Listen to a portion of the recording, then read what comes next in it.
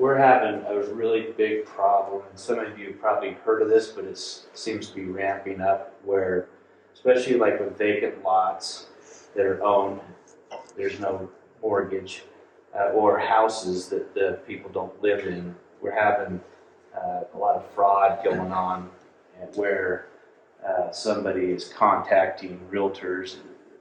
I have a lot up in Devonshire, sold a client. They're actually building on it right now. It's $1 million lot, and they had it on the MLS this morning for $500,000.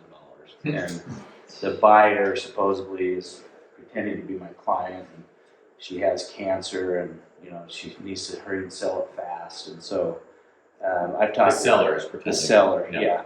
And so they've taken her identity. They've made up a Gmail email account with her name. She actually has it in a trust.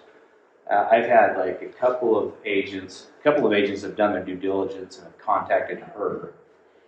I told her to put, this is like the 6th time with her. She's actually building. She's got signs on the front saying this lot is not for sale.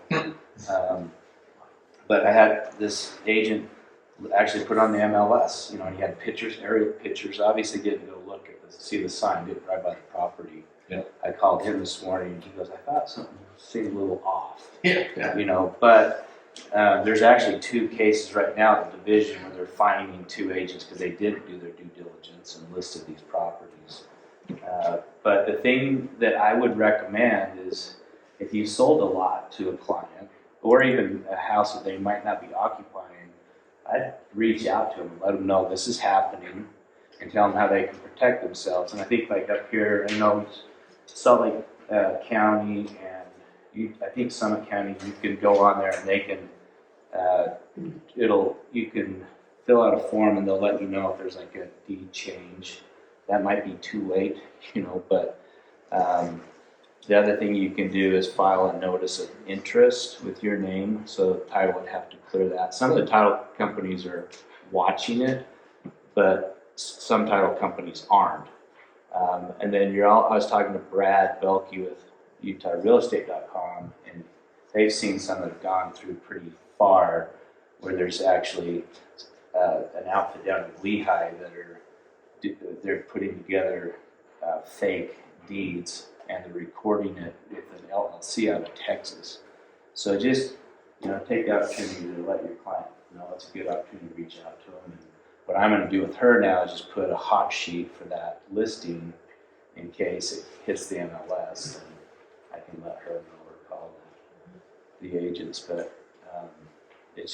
it's crazy, and it just keeps going. Yeah, and on the Park City MLS, Bob actually looks at every one that hits the market. Yeah. Every lot, because it does happen. What happens is you get a call out of the blue that says, hey, this is so-and-so, and I want to sell my lot. Do you work in Park City? Yes, I do. Okay, well, it's a lot over in Park Meadows, it's a lot in Red Ledges, and I want to list it, and I want to sell it fast. What's the price to sell it fast? And you get so excited, right? It's like everything you want to hear as an agent. You take the listing, you DocuSign it to them, the email seems legit, they make fake IDs up, all of that. But if that ever happens, like it's almost 99.999% fraud. Yeah. So, and up here it would be unusual for the seller not to meet with you because they're out of state. right. Usually the phone number will be a Google Voice number. Yeah. And A lot of these ladies with clients out of the country. they're hard to understand. I would just say I'm happy to help, but I need proof of ownership. And then send me a photo of you and your driver's license. I was like, this is a lot of scam. But they're making phony driver's licenses. And maybe ask for their wedding photo. Yeah. So did you want to do that? Yeah, I mean, the police are investigating. I just don't know how far they're going to get.